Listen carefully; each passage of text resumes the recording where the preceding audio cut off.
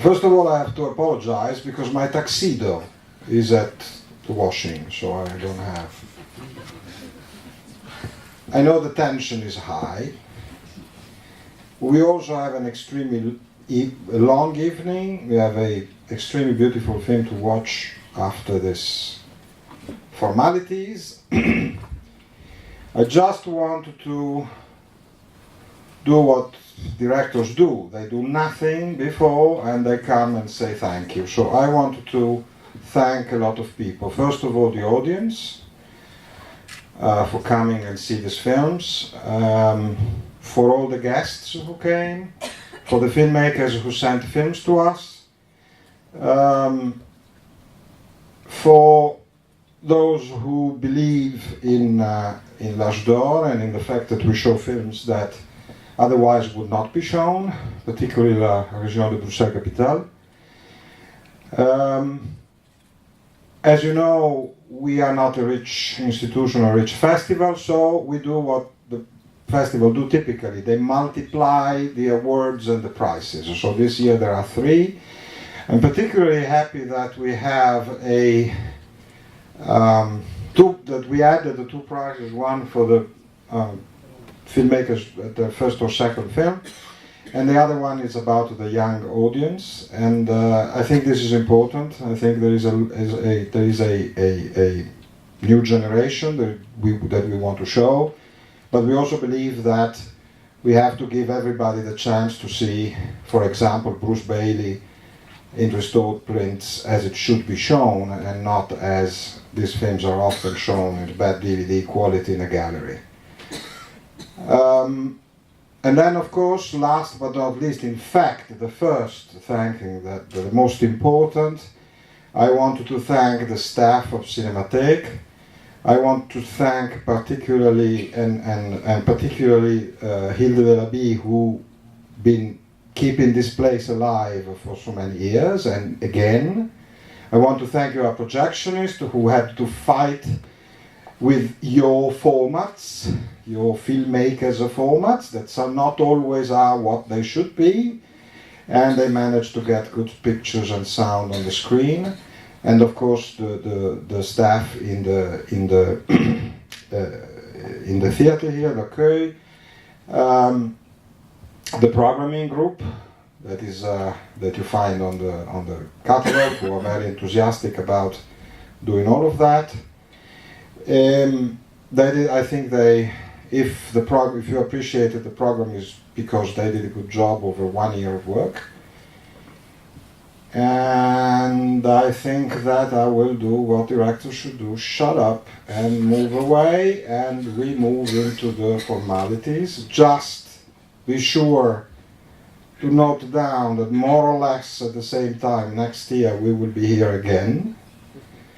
And as I say every year, this is the best cinema for this program because we are underground, and upstairs there is an event with a lot of tuxedos and a lot of security and a lot of European Commission, but we keep going underground and we keep going underground. See you next year.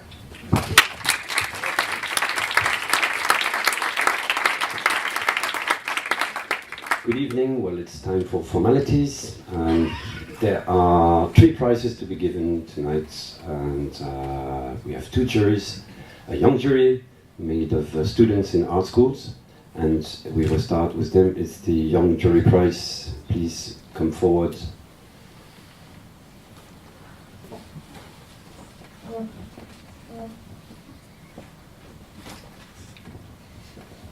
Good evening. First of all, we would like to thank the juries, Marc Toscano, Shai Heredia and Mickey de Wolf, but also the programmators for this wonderful program and great films we've been watching here. So we have 2 prizes, and the first is not like a real prize, but it's a mention, a special mention for the film Gasometers 3 by Nikki Hamlin, that we would like. So we couldn't give 2 prizes but we wanted to mention that film because this film, where light and time share a celestial dance, but tangible, where our eyes get a broader but also intimate sense of space, really marked us, and we wanted to just like give a special mention to it. You're lucky Nikki Hamlin is here, and you might want to say a word. Thank you very much. Yeah, thank you very much. And I like your description. It's wonderful, and I've had a great time here. And the projection was fantastic, and it's becoming more difficult to see films projected in their correct format at a high standard. And I thought, so I'd also like to thank the projectionist actually, because it's very good to be able to see one's work projected well. And I still think it's amazing that such a tiny little piece of material can be blown up so large and still look like something that's not completely kind of blown out. And so anyway, yeah. Pardon? And burnt out, yes, exactly. So thank you very much. Thank you.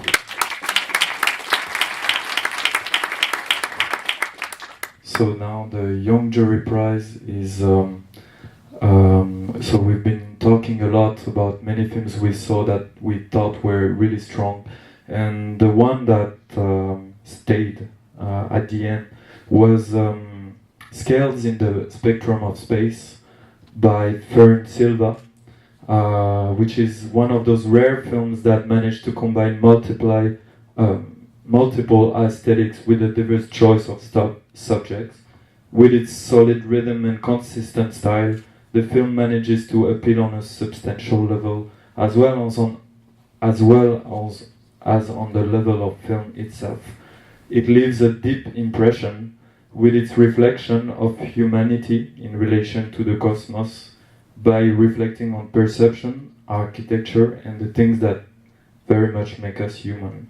So yeah, that's it. Thank you. Thank you for the time. Thank you very much. And now the two second prizes. We will start with Impatience, who is a new prize for young filmmakers, first and second films. And I will ask the international jury to come forward.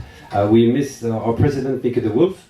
She's excused because she is starting a festival today, actually, or yesterday even, today, I think, in Ghent, off, and so she couldn't be here. So I give the word to Shai Heredia. Thank you. Me first. Well, we also just wanted to thank the audiences that have come to the festival, to all the programs, but also to the programs that we each had the pleasure, I think, if I'm speaking for both of us, to bring, to share with you. And it's been a really fantastic time to see the work, to see the great curatorial work that was done by Olivier and Philippe, and the incredible hospitality. So it was an immense pleasure to finally come to this festival we've been hearing about. Just for the past few years it's been going, it has already an international reputation. So thank you guys very much. Okay, so the Impatience Award goes to Sweet Oranges by Nora Sweeney. Sweet Oranges is an intimate study of migrant workers, treated with patience and a pronounced humanism, which describes its subjects with interest and empathy through expressive cinematography and fluid lyrical editing.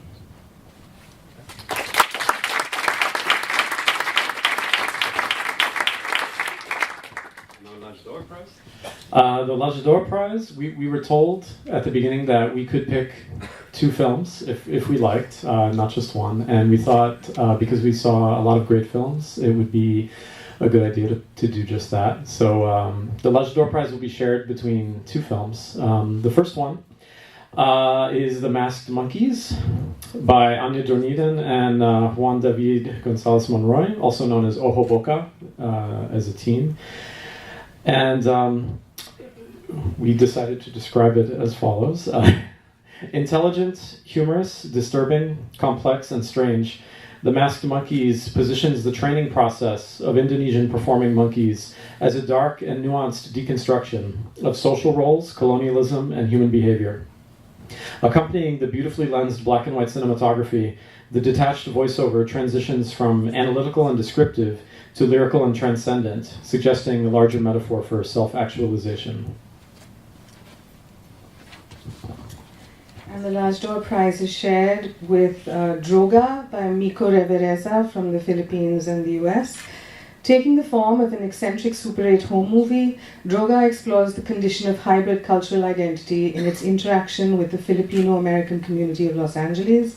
With its purposefully unresolved structure and an almost punk aesthetic attitude, we experience the repetitions, confusions, and cultural dissonance of a transplanted community and identity.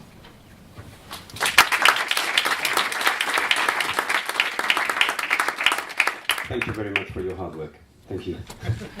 And now the formalities are done. It's time to get back to the screening of Havarie by Philip Scheffner, and I ask Christina Noort from the Goethe Institute to do our short introduction. Thank you. Thank you very much, Olivier. Hello and good evening. It's a great pleasure to be here, and I'm very happy that we can take part in this wonderful film festival. I think it has an excellent programmation, and as I said, I'm really delighted that we are here with the very beautiful film of Philip Scheffner. There will be a Q&A afterwards, so I don't want to say too much at this moment. I just want to say that for me, Philip Scheffner is one of the most interesting and daring filmmakers in Germany working at this moment, and that he has a very unique approach to combine documentary filmmaking and essay film. And what I mean, those of you who are familiar with his work, films like The Half Moon Files, Revision, and Day of the Sparrow, those of you who are familiar with his work know exactly what I mean when I say that, and those of you who are not are going to see what I mean watching Havarie. And I think enough said, and let's watch the film and talk afterwards. And thank you very much, Philip, for being here. It's a great pleasure to have you.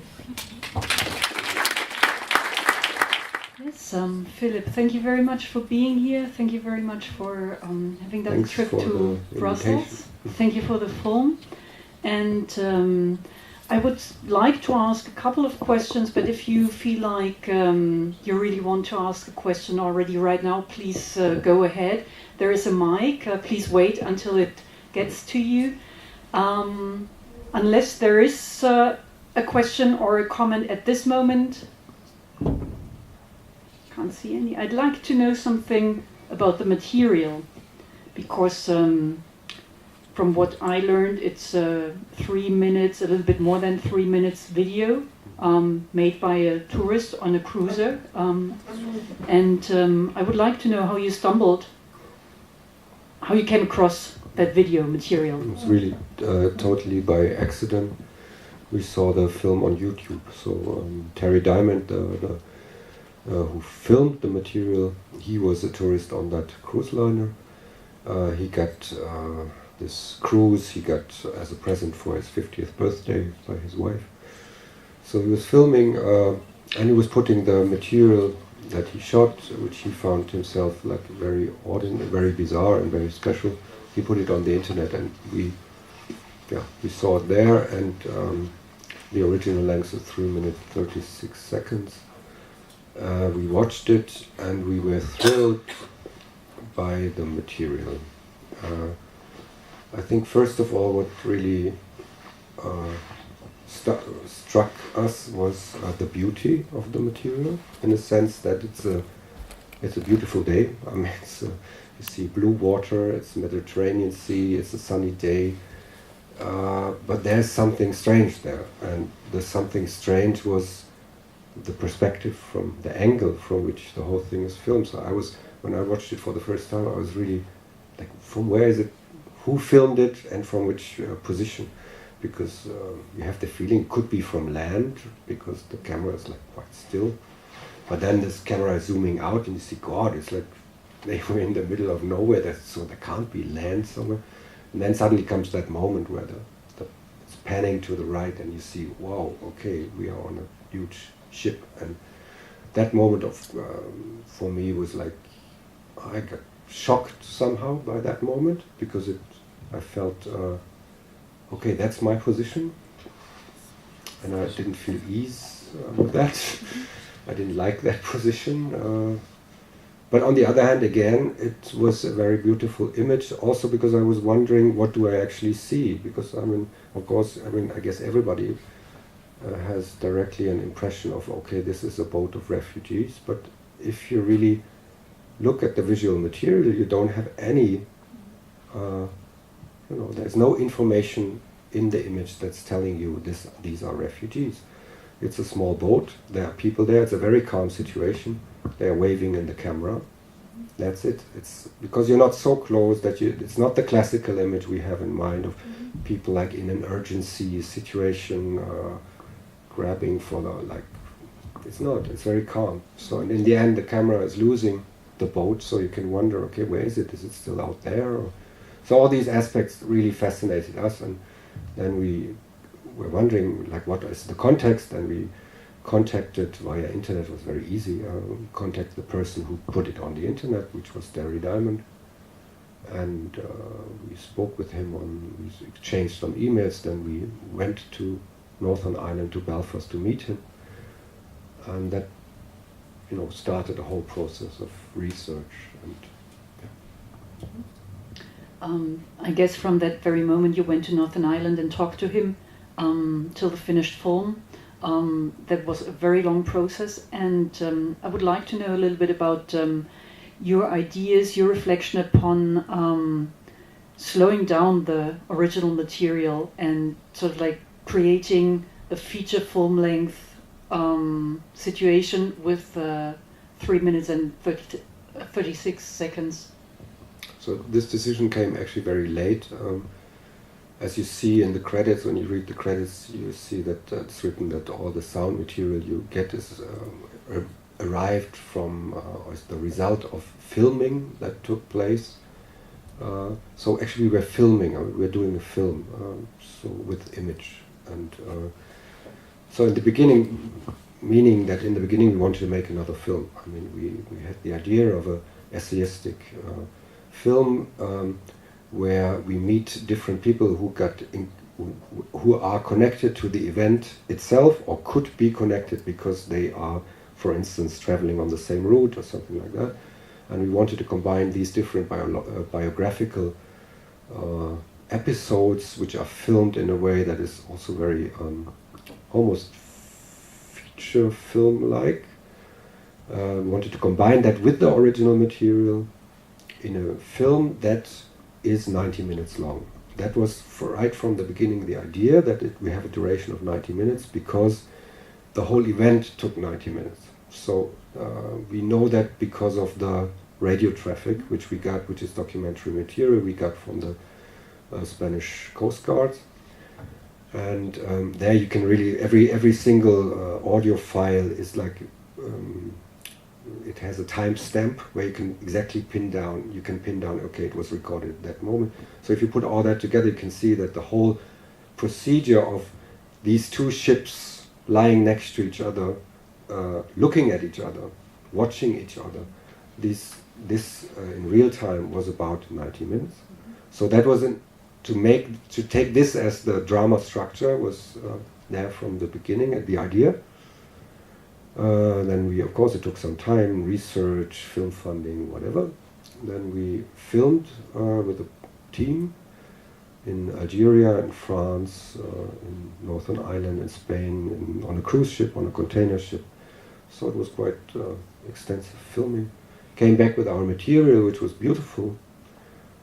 But then somehow the time had changed to some extent, as we were editing our material parallel to the peak of the so-called refugee crisis.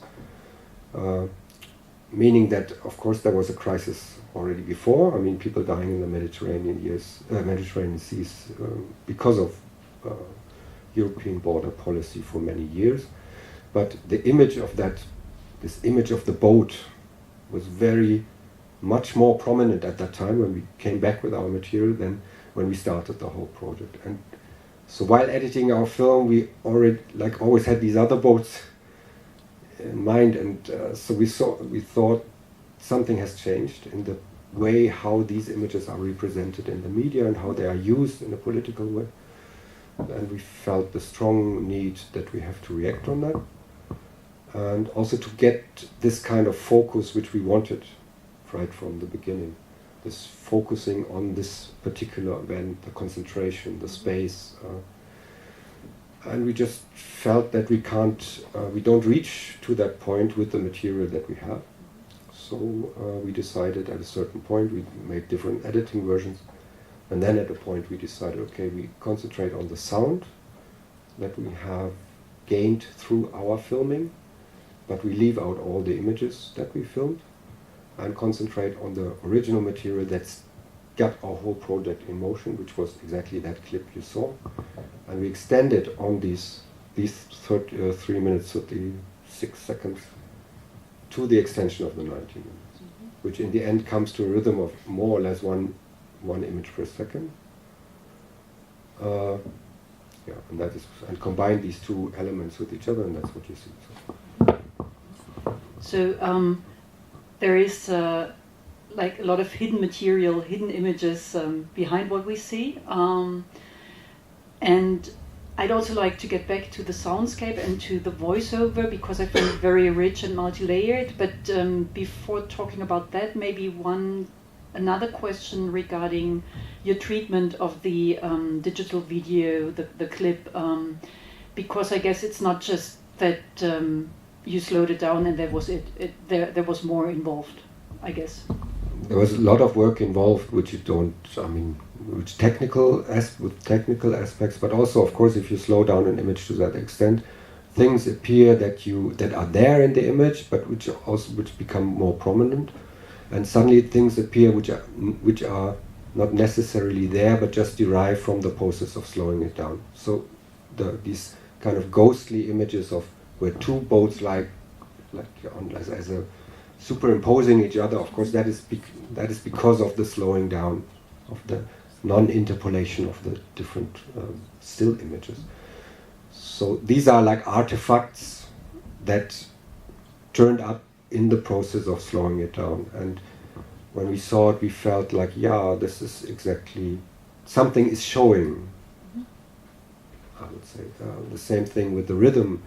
It was suddenly things were matching each other, that by accident it's now more or less 1 frame per second, which gives you a certain moment of 1 image per second. It's like time passes. It's like and suddenly that matches with the sound of clocks, which was all over in our material, because everywhere, if you go to somebody in the kitchen and you film with somebody in his or her kitchen, and there will always be a clock in the background. We realized that already while we were filming, but like the idea that there's a clock, and no, don't switch it off, we want to have that sound. And in the end, it was bizarre, because suddenly we could synchronize our sound files with the image, and we become, so a lot of things like matched suddenly. So that in the end, even if we took lots of turns, and it was a very also difficult journey to some extent, in the end we are closer, with this result, we are closer to what we actually wanted in the beginning than with all the material we filmed. Do you have questions? Do you have, wait for the mic, please.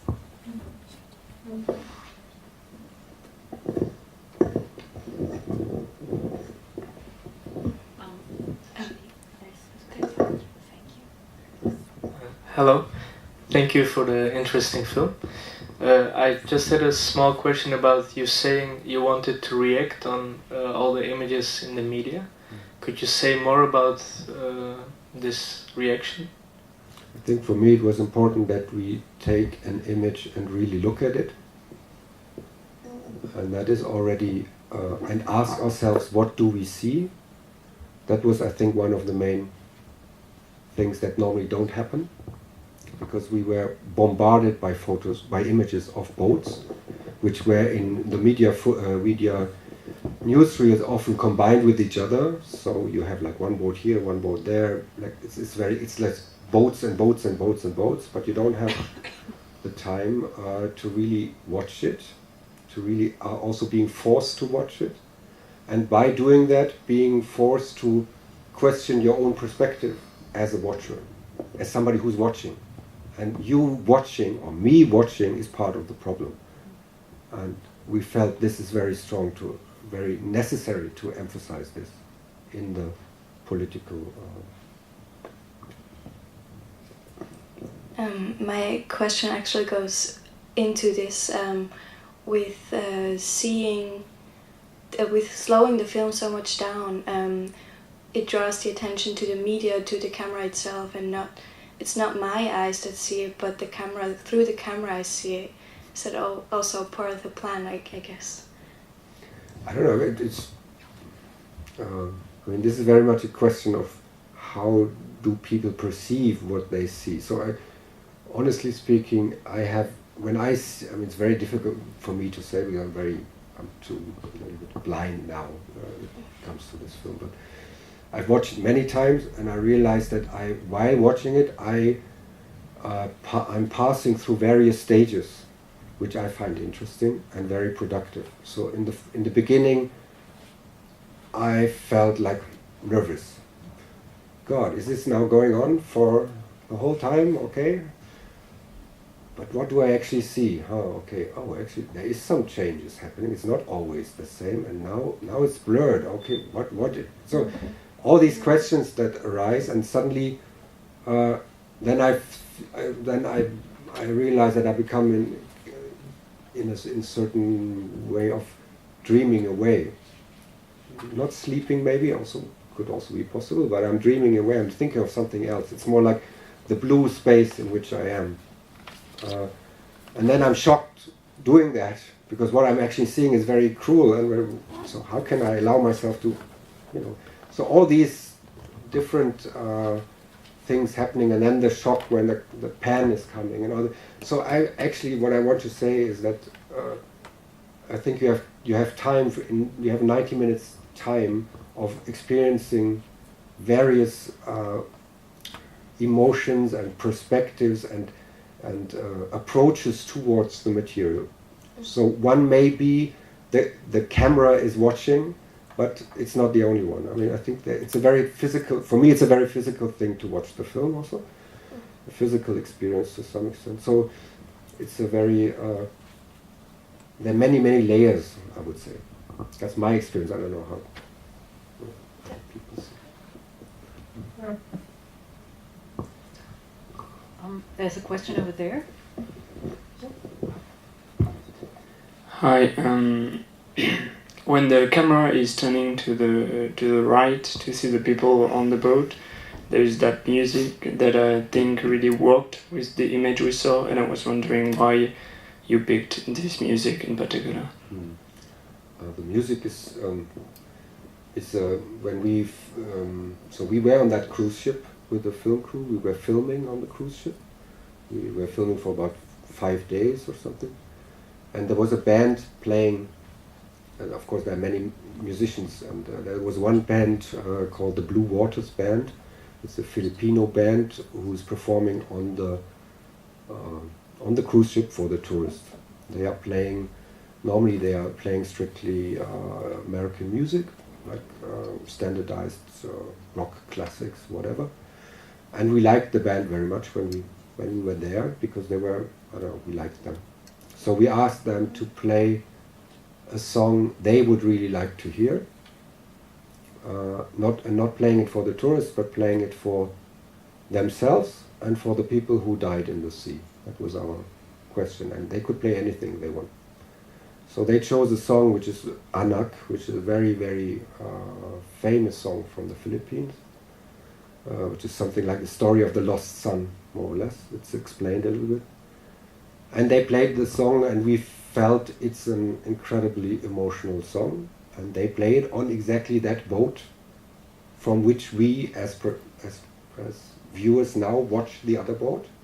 So it's actually it's a situation that could have happened like that. While the tourists are watching the refugee boat, in the background the Blue Waters Band is playing this song. So that was the idea, and then after that we were filming on the container ship, which is crossing exactly the same route from Oran in Algeria to Cartagena on the Spanish coast. And it happened that the crew of the ship was 90% Philippine, and we were hanging around with them, and we saw that they were doing karaoke after work. So we asked them, "Do you know that song?" And they said, "Of course we know that song." So they started to sing again the song as a karaoke version on the other ship. So for us, that was kind of a thing where we could, via a song, an audio that is traveling over the sea, connect various aspects, various layers of the film, possible aspects, possible spaces with this one song. And so when it comes to that moment in the film, first you hear the karaoke version, then it's like mixing with the different radio traffic, and then suddenly comes the edit to the version the band is playing on the ship. So it's really like a transition way of moving from one ship to the other. There's another question. Yeah, I was just wondering what this guy was thinking when he was filming the boat from this really voyeuristic view, and what did you exchange with him when you were like writing emails? And I was also like thinking about what the people felt like, or what the atmosphere was on the cruising ship afterwards. So maybe you know. You mean during the filming, or like? Or no, just in general afterwards, because then after that event. Yeah, after that event. Yeah. So I mean, what he felt, I mean, he explained in the film. So you hear his voice in the film. Harry Diamond's voice is there. He's explaining what he felt.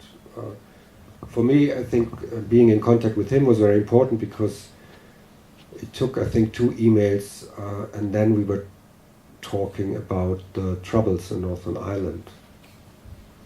So, and I think that's very important. I mean, he's a tourist, as I said. He got the whole thing as a present for his 50th birthday. But he's growing up in Belfast, in Northern Ireland. He was a member of the IRA youth organization. He went to prison. He's a very political person. He saw his best friend being murdered by the British police. So, and with all that baggage, that biographical baggage, he's on a cruise ship watching and filming this boat. And I think that's the important thing. And that actually, when we talked about that, that kept us going into our project, gave us an introduction in the project, because we were wondering with what biographical baggage you are watching these images. And also that's a question for us, also for everybody. With what kind of experience of conflict, of political circumstances you are watching these images. And so he was a very, very important person in that whole process, and I think the way how he filmed it also shows that. Because it's not the classical tourism film, I'm quite sure. Even if it's a tourist camera and it has that perspective, he has a different way of filming it, I would say.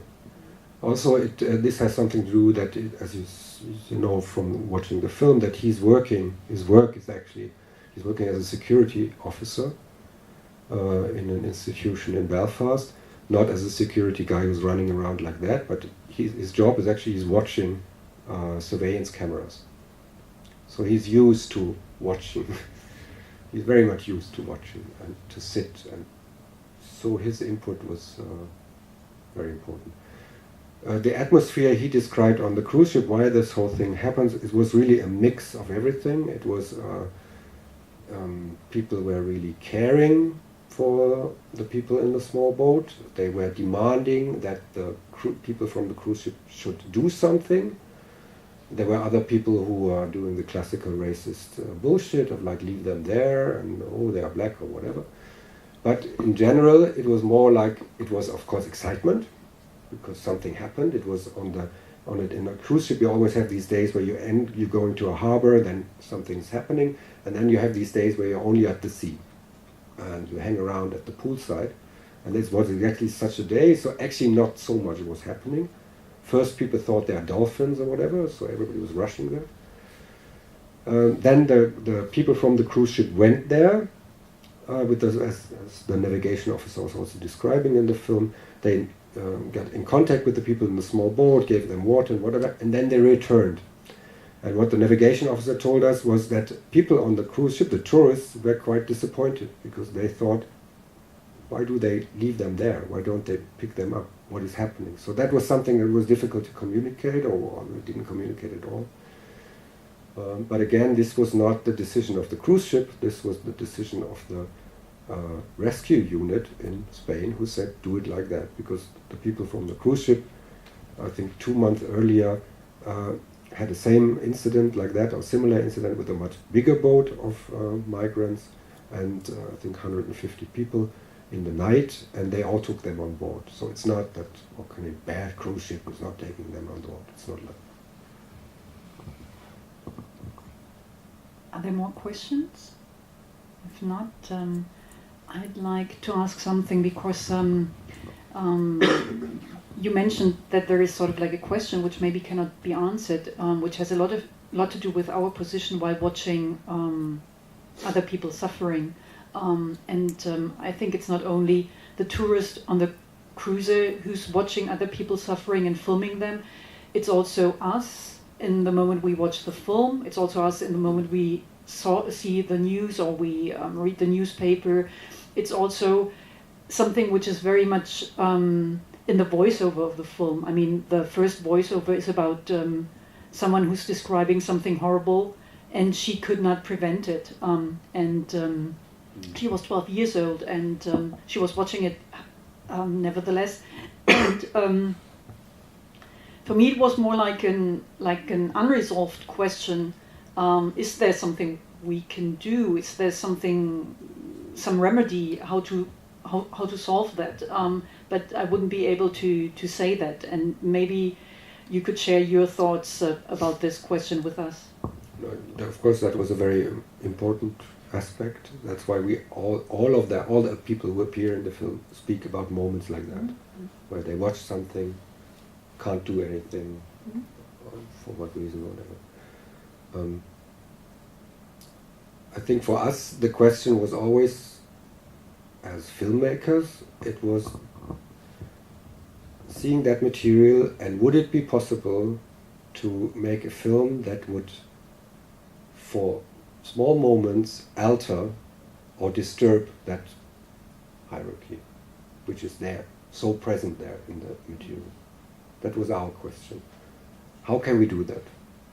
Is it possible to create a space where this hierarchy is not neglected, it's there, you see it all the time, but still it's somehow being like that, because we get a different access to the voices we hear, to the situation. We are not so clear what we see, we have to ask ourselves, we have to involve our own position. So that would be, for me, if we manage to have to create with whatever means, a certain way of eye level between the different acteurs, and that would be something. So that was at least something we tried with the film as filmmakers. And I see that as a political thing, because it's this eye leveling is not happening.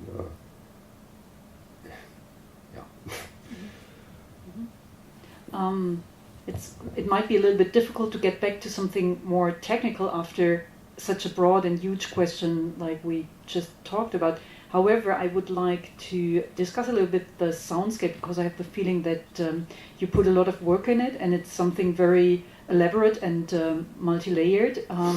And it started for me at the very beginning. I had seen the film for the first time during the Berlinale at a very, very big cinema with where the sound system wasn't as good as it was here. So I missed, for instance, the heartbeat you could hear in the beginning, and I saw it again on the computer, and there the heartbeat was it was absent. So maybe you could comment a little bit how you proceeded in terms of creating that very special soundscape. I think the most important thing of the soundscape is that all sounds are 90% of the sounds are really the result of a process of filming. I think that's also because you see the credits that the cameraman who filmed all our material is still listed in the credits as cameraman. That's DOP. Because I think filming, that we filmed with the camera, this whole process, and there's somebody with a boom, and there's some kind of machine there, created a very specific way of talking, and a very specific atmosphere in which we meet with the various protagonists that appear on the film. The sound that the way they talk is really, the specific way they talk is because there is a camera next to them. It would have been totally different if I would go there with a small microphone and a small audio device and just do. That would have been too casual. So that was, I think, the main thing we discovered while working on the soundscape, and we tried to underline that with all possible technical means we have, so that the sound is very filmic in a way that if it takes a while till the person is getting out of the frame, in the audio you already know that, you already have that information, but you would edit it more like as you would edit the film scene, waiting till the person is really out of the frame, then cut to another scene. So having that time and to treat the time more in a filmy meaning, like as if you would edit images, that was very constitutional for the way we worked with the sound. I find it very interesting what you just said about having a certain technical apparatus in order to achieve a certain quality of and because there was, like, back in the 60s, 70s, there was this idea that a documentary filmmaker should be as absent as possible. I mean, that was never the case that he was absent or she was absent, but in a way it was an idea, fly on the wall, and that you sort of like don't intervene with your technical apparatus because it will destroy or alter what you try to document. And this is sort of like the complete opposite. Yeah, it's the complete opposite. I know on the one hand, because I anyway not follow that idea, but here especially it was also totally different for us. The camera was very important. I didn't want to hide, even in the film concept, where we thought about which images and how we framed the images. The camera was very present and very important, and the perspective we take was very important. So, no, I think it's a big. It's not a burden. It's a tool. I mean, it's changing a situation totally, and you can have to reflect in which way it's changing. So I think at certain points it also creates a way of concentration. That somebody is really saying, okay, now they are filming. Now I'm concentrating. So there's a tension there, and this tension, I think, you in the end you hear. And for instance, the heartbeat is some very simple. I mean, we didn't speculate on that, but of course the microphone was here. It was not only moved like that, because people had the microphones. And then there was a heartbeat. We heard the heartbeat first, the first time when we went to the mixing studio, because suddenly, what is that sound in the background? And we realized, God, it's the heartbeat of the person who's speaking. And you hear that that person is quite tensed. So we were not speculating on that, but it appeared. But it happened, and you only realized afterwards, yeah, which is also very, very interesting, because we didn't hear it while we're doing it. So. Are there more questions and comments, or are we starting to get a little tired? Looks like. Yes, it looks like it. If that is the case, and I think it really looks like it, maybe we should call it a day.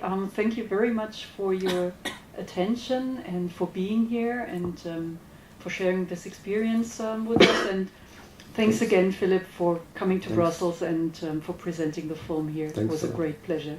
Thank you.